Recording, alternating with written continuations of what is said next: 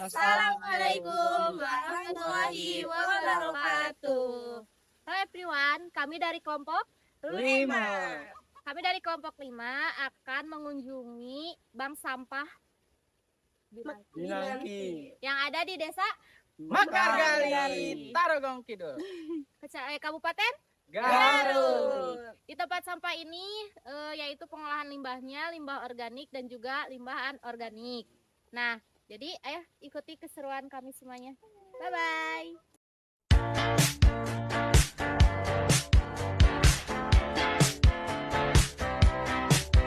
There's a stranger in my bed. There's a pounding in my head. Glitter all over the room. Pink flamingos in the pool. I smell like a mini bar. DJ's passed out in the yard. Bobby's on the barbecue. This a hickey or brew. Oke guys, jadi kami sudah sampai. Lokasi bank sampah Binangkit Nyai ya. Jangan sampai terlewatkan. Ikuti terus video keseruan kami.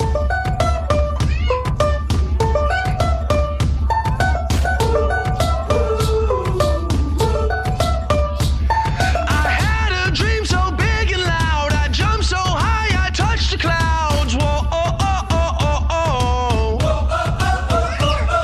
I stretched my hands out to the sky. We danced with monsters through the night. Whoa, oh, oh, oh, oh. Nama saya mau bertanya tentang sejarah berdirinya ini. DLH Dinas Lingkungan Hidup Kabupaten Garut yang menemani beberapa desa, salah satunya desa Mekargali ya, karena ada TPS 3R tentu saja ini masyarakatnya harus mulai mengelola sampah dengan bertanggung jawab. Nah, di perjalanan kita mencari cara bagaimana mengedukasi masyarakat. Salah satunya adalah di sini dulu banget ya gitu, ada tumpukan sampah yang liar banyak banget. Kemudian ada tumpukan sampah yang panjang. Kemudian kita mikir nih, apa ya kira-kira yang bisa membuat kita mengedukasi masyarakat di sini. Akhirnya kita ngobrol-ngobrol, ketemulah kerjasama dengan pendamping PKH. Nah, kita dapat 372 penerima manfaat PKH dengan yang tersebar di 15 kelompok dan 9 RW, di 9 RW. Nah, di situ kita mulai mengedukasi kelompok-kelompok kecil itu. Kemudian akhirnya muncul ide dari masyarakat juga bagaimana kalau kita bikin ekobrik untuk membuat memastikan masyarakat mampu memilah sampah dan mencoba hal yang baru gitu ya, karena ekobrik di sini tuh hal yang baru. Nah, alhamdulillah tahun 2024 kemarin kita berhasil mengumpulkan 3.000 sekian ekobrik gitu ya, yang dipakai 900-nya jadi tulisan Mekargali yang awalnya tadi tumpukan sampah yang banyak gitu ya.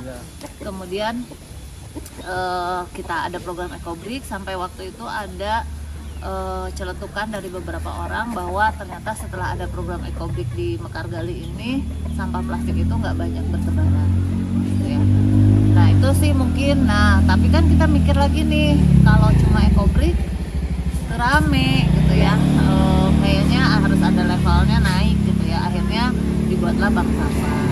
Nah, itu sih mungkin. Jadi cerita lahirnya bank sampah di sini adalah bagaimana caranya kita mengedukasi masyarakat untuk memilah, dan ketika memilah itu menjadi sesuatu yang menyenangkan dengan misalnya tabungan emas. Nah, ini muncullah ide bank sampah di tahun ini dan juga ditemani oleh Universitas Katolik Parahyangan Bandung. Itu sih. Jadi sejarahnya seperti itu ya.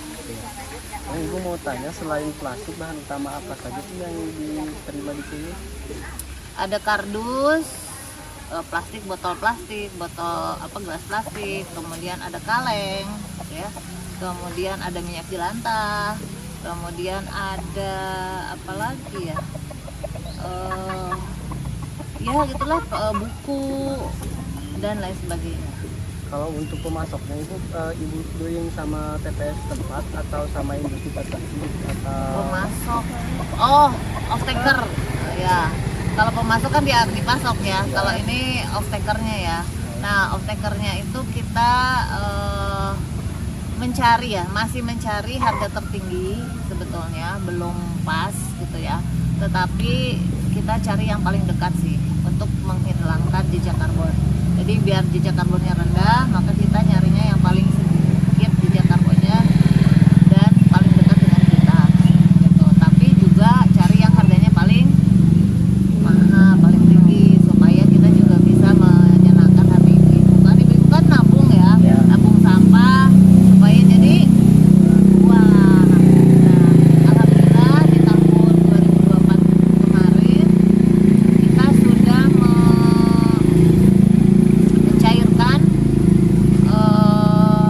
uang dari bank sampahnya itu sekitar 4 juta lebihan ya, 4 juta sekian. Nanti ada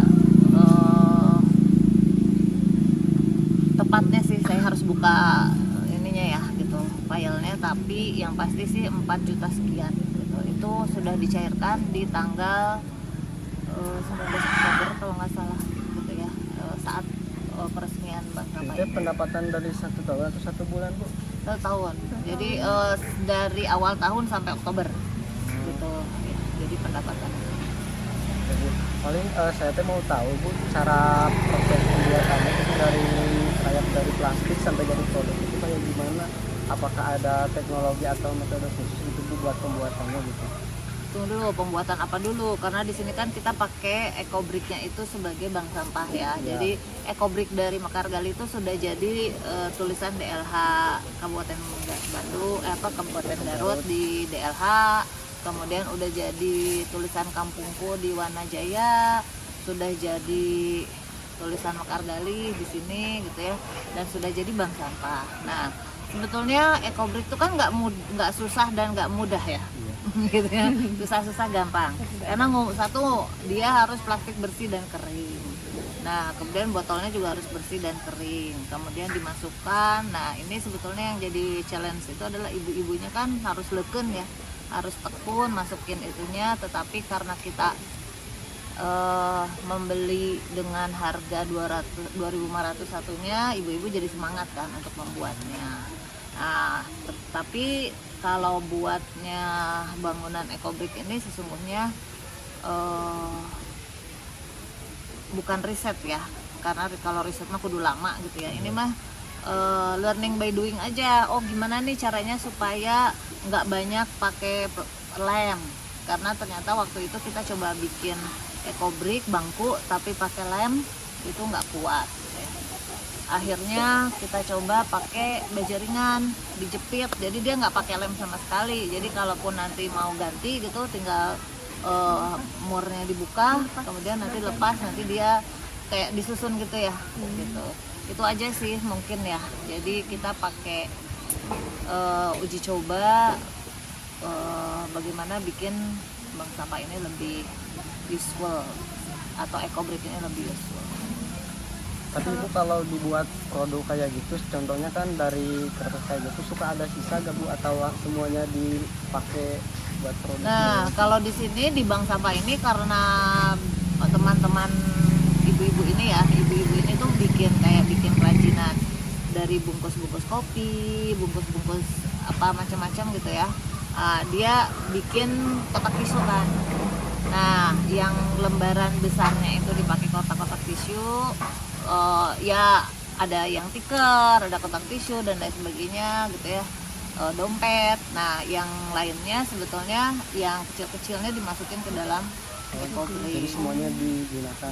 Semuanya, hampir semuanya digunakan sih, cuman memang dibanding dengan yang sampah 9 RW ya masyarakat banyak, ini belum bisa menyerap semuanya. Tapi ya alhamdulillah lah gitu ya, dengan adanya bank sampah ini kan lumayan tidak membuat tumpukan sampah terlalu banyak. Ya Ibu, kalau pembuatan kayak tikar gitu masih manual sama ibu-ibu gitu dibuat? Sama ibu-ibu ya. Biasanya berapa lama kalau pembuatan? Tergantung ibu-ibunya Uma udah ahli gitu kan ya, maka dia akan jadi cepat. Tapi kalau ibu-ibunya masih belajar kan juga jadi lambat ya gitu. Di sini kemarin baru ada ibu, jadi lupa saya, Pokoknya ada satu ibu yang jagoan tuh cicis gitu ya, bikin 2 jam aja udah selesai satu tempat tisu gitu ya. Tapi ada ibu-ibu yang 2 hari gitu ya. Nah, jadi kan tergantung dari tangannya ibu-ibu sendiri. Ya itu sih, jadi nggak bisa dibilang berapa lama, tergantung siapa yang buatnya gitu. Kalau yang buatnya ibu yang ahli ya cepat, kalau ibu yang lambat ya masih terbatas. Kalau kan tadi kata ibu ini dari KPM PKH. Apa semuanya KPM atau ada warga biasa gitu enggak yang Sementara pengurusnya dari KPM gitu ya, kita kumpulkan dari 9 RW supaya ini jadi guyup satu desa gitu ya. Tapi apakah yang nabungnya hanya KPM? Enggak juga, boleh masyarakat umum gitu ya. Tapi karena awalnya dari pendampingan itu ya kelompok-kelompok PKH, KPM, maka kita buat bank sampahnya Binangkit ini menjadi bank sampahnya, pengurusnya ya adalah penerima manfaat yang KPM. Berarti dari modal awalnya itu dari KPM PKH gitu ya Bu? Modal awal bank sampah. Iya. Kebetulan kami dapat bantuan dari Unpar ya, Universitas Katolik Parahyangan. Oh, dari bantuan juga. Bantuan, ya kan di sana juga ada nanti tulisannya sumber dananya ya. Ya. Hibah Kemendik, Kemendik, pokoknya etawelahnya gitu. Dari Dikti lah ya. Gitu. Paling Ibu mau tanya teh kan produk-produk kayak tikar, kayak ekoprint, kayak bangku gitu. Biasanya itu teh dijual kemana Ibu, atau udah ada yang menampungnya gitu? Nah, kemarin kan waktu launching kita juga ada bazar. Jadi orang-orang juga ada yang beli, bahkan Ibu Wakil Bupati juga pesan ke kita. Kemudian juga ada dari DLH juga pesan. Nah, sebagian kita memang ada toko orange ya. Jadi kita juga menyimpan di toko online ya, gitu. Jadi e-commerce itu supaya lebih besar lah peluang untuk dapat sesuatunya. Dan selain juga ngolah sampah anorganik, kita juga ngolah sampah organik. Jadi organiknya juga dikompos, dibikin ekoenzim kan gitu ya, sehingga ekoenzimnya juga kita bisa bikin jadi sabun ekoenzim. Kemudian juga minyak jelantah bisa jadi sabun. Jadi nggak harus karena dari bank sampah itu kan kecil ya marginnya. Jadi kalau bank sampah pengen hidup itu harus lebih kreatif untuk bisa mencari dana-dana lain selain dari hanya menjual beli sampah. Ya. Mungkin Bu dari sisi keuangannya ada gak sih Bu kayak tantangan terberat gitu, kayak modalnya kurang atau kayak gimana gitu Bu? Kalau tantangannya sebetulnya saat ini adalah penyerapan produk ya. Kalau uangnya mungkin memang tahun ini alhamdulillah ya dapat bantuan itu sehingga rada gitu ya. Tapi untuk nanti ke depannya kan kita harus mikirin keberlanjutannya. Maka diversifikasi produk itu jadi penting gitu. Tantangannya adalah bagaimana caranya supaya ibu-ibu ini semangat untuk mencari peluang piduiten gitu ya. Gitu sih. Berarti untuk sementara waktu tenaga kerjanya sama ibu-ibu.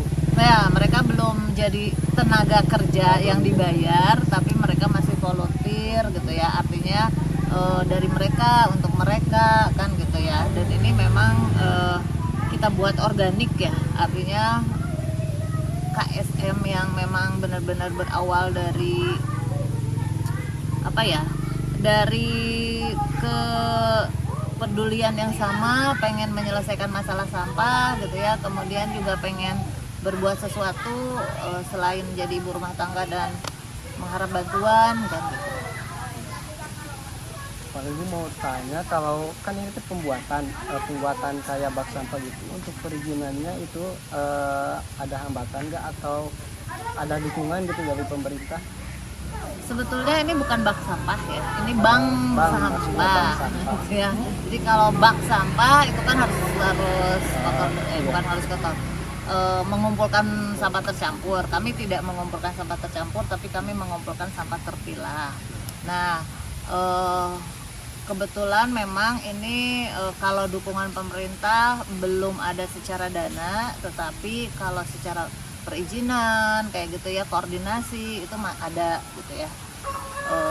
Tapi kalau kami ini menggunakan lahan punya orang, artinya ada penerima manfaat PKH-nya juga gitu ya, salah satu orang ibu yang bersedia lahannya digunakan untuk kita jadi bank sampah. Jadi suka relawan gitu. Sukarelawan. Jadi ini lahannya adalah lahan juga penerima manfaat gitu ya. Jadi memang dari kita untuk kita, oleh kita gitu sih. Kalau saya kan fungsinya sebagai fasilitator ya, fasilitasi aja. Ibu mau tanya lagi, kalau antusias dari masyarakat itu awalnya itu ada edukasi atau ada kayak namanya pemberdayaan yang dilakukan gitu?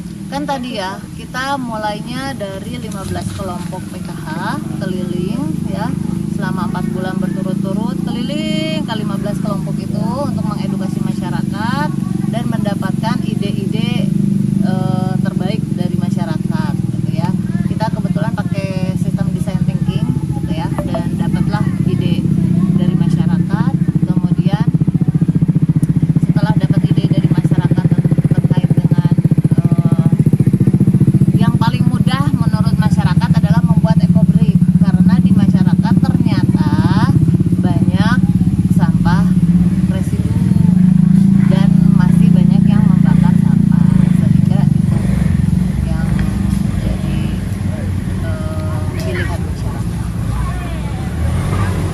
Lalu Ibu untuk terkait tujuan jangka panjangnya ini seperti apa gitu harapan Ibu?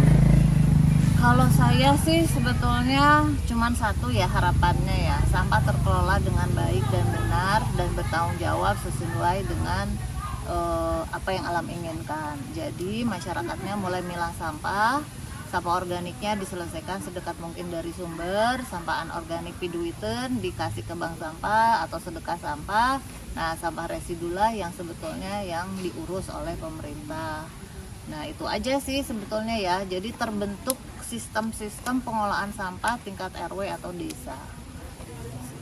Kalau untuk produknya nih Ibu, maaf, apakah udah kayak sertifikatnya gitu, udah ada sertifikat produk atau masih? Kenapa? Kalau sebetulnya produk ya, jadi ini tuh tidak ujuk-ujuk ada ya sebetulnya.